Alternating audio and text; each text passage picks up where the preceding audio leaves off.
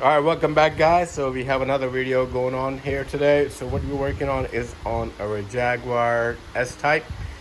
And recently I've been noticing there's some clunk. Every time I go through some hump or uneven road, there's a clunkiness.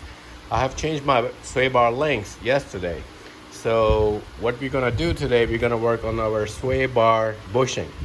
This is the part number. I got it from the eBay, and this is the part number for both sides. When it comes to the bushings. All right, let me show you from under the vehicle where it's located at. All right, so you just gotta make sure you jack up your car safely. You have the jack stand in place. All right, when you get under the vehicle,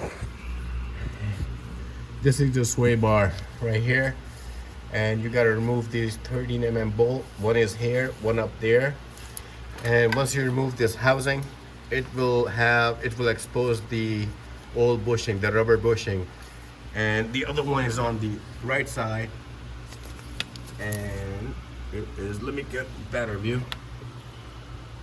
It's right there. You see the bolt? That's one right there and one behind it. So that's what we're gonna work on. In order to get the other bolt from the other side, it's pretty tough to get to, but we're gonna show you how to get the other bolt from the top, which is much easier instead of doing it from the bottom or under the car. So you're gonna go pop your hood and then remove your air duct.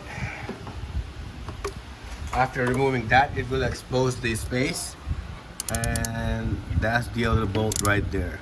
I hope you can see it. All right, so that's the other bolt which you are not able to see from under the vehicle. We're gonna go ahead and open it, lose it, and then we're gonna show you how to do a step-by-step instruction how to remove it and install it. All right, guys, as you can see, so I'm taking out the bolt from under. So that's the second bolt, which is right across from the AC compressor.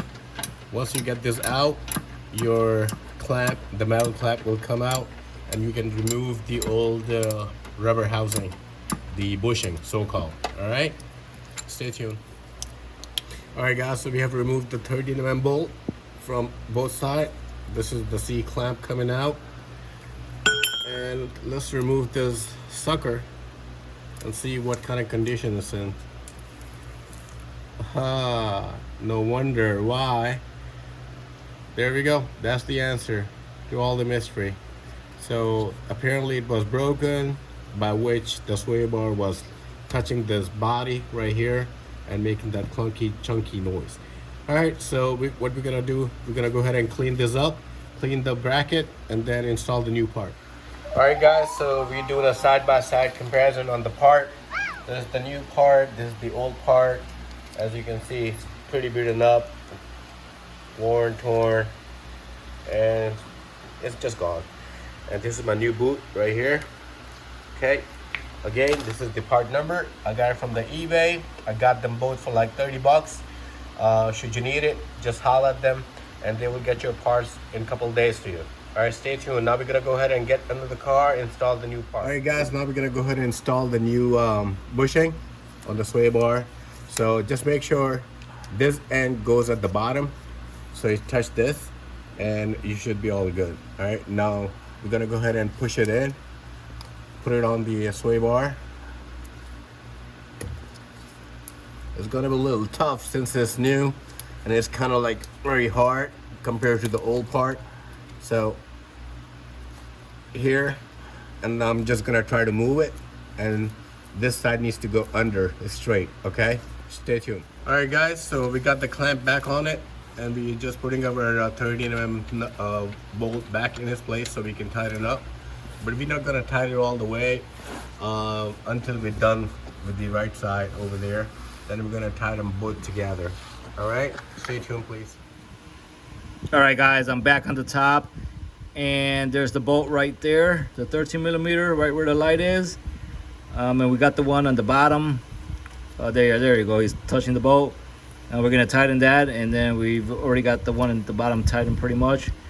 We'll be back. Hey guys, we're back here. So We got the sway bar bushing on the driver's side installed.